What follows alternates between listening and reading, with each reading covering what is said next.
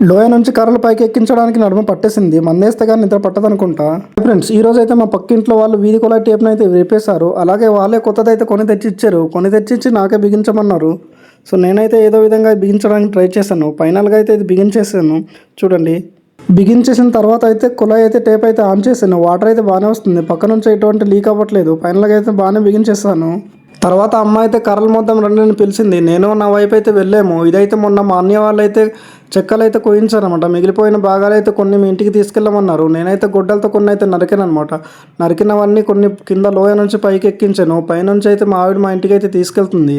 లోయ నుంచి పైకి ఎక్కించడం కాదు కానీ నాకైతే నడుము పట్టేసింది. నైట్ నిద్ర వస్తుందో లేదో కూడా నాకైతే తెలియదు. అమ్మ అయితే ఇంటికి వెళ్ళినప్పుడు అమ్మతో పాటు పాప అయితే వస్తుంది. నేనైతే ఇంకా పని చేయడానికి అవ్వలేదు. నేనైతే పాపకి ఎత్తుకుని ఊరికైతే వెళ్ళిపోయాను.